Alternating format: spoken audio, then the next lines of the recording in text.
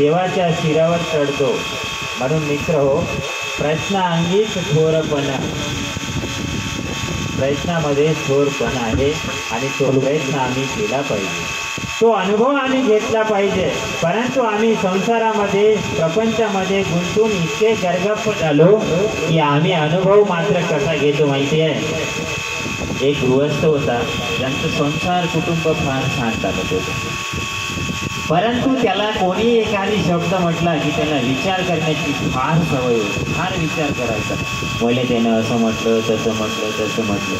आणि या सृष्टीमध्ये बहुत जण आहे, काही सज्ञानी काही अज्ञानी, म्हणूनही समाधान होत नाही. राजसंत म्हणतात काही सज्ञानी लोक आहे, काही अज्ञानी लोक आहे. सज्ञानी लोकांना एक शब्द सांगायचं समजते, परंतु अज्ञानाला 100 शब्द सांगून समजत नाही. त्याला काही आपल्यापाशी औषध नाही, कारण त्याचा स्वगुण तसा आहे. त्याच्या जे अंतःकरणामध्ये त्याची जे क्रिया आहे, त्याचं जे पूर्वजन्माचं संचित आहे ते तसेच आहे. ते सांगून काही ऐकणार नाही. मग त्याला फार इच्छा करण्यात, विचार करण्याची सवय होती. आणि विचार करता करता एक दिवस काय झालं, त्यांच्या दारासमोरून रोड होता आणि त्या रोड समोरून रोज गाई म्हशी जायच्या. जात असताना हा एक दिवस विचार करे, शामराव पाटलाच्या म्हशीचे का मोठे मोठे शिंग आहेत आणि हे शिंग मोठे होण्यासाठी किती दिवस लागले नाही, हा विचार करा. आणि शामराव पाटलाने मोठा शोक, एखादी खंड्या म्हशी होते असं त्यांच्याकडे, आणि तो दुधाचा व्यवसाय करायचा.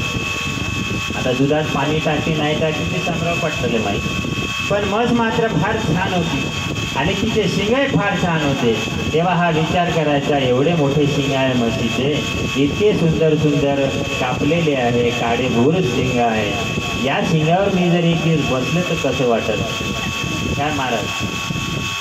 मला वाटायचं कधी हेलिकॉप्टरमध्ये बसलो नाही, कधी विमानामध्ये बसलो नाही, हा योगच नाही आला, भगवंताने घडवून नाही आणला, परंतु या शिंगावर जर बसलं तर कसं वाटतं.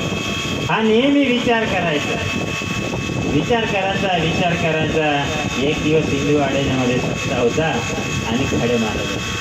तेव्हा त्याने म्हटलं, अरे किती दिवस विचार करते, एक दिवस प्रत्यक्ष कृती करून पाहायची. आणि हा शब्द त्यांना आपल्या कानामध्ये पडला. गेल्यानंतर तो जशा म्हशी आल्या, तो मला खाड्या महाराजांनी सांगितलं होतं की प्रत्यक्ष कृतीच करून पाहावे, म्हणजे कर्तव्यच कसं करावं आपण.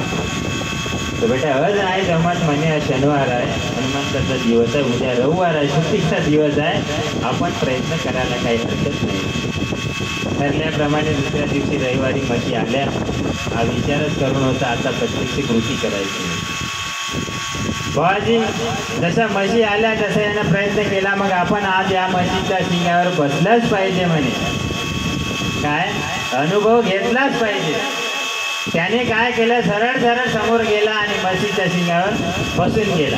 आता म्हशीच्या शिंगावर बसल्यानंतर त्याचे पाय दोन लोंबायला लागले आणि तिचं दिसणं झालं बंद. आता जेव्हा माणसाला दिसत नाही तेव्हा तो कसा करते, असा असा फिरते, तसं त्या म्हशीला काही दिसायचं नाही. मग ती म्हशी झाली कावर पिवर आणि जे पडायला लागली. आता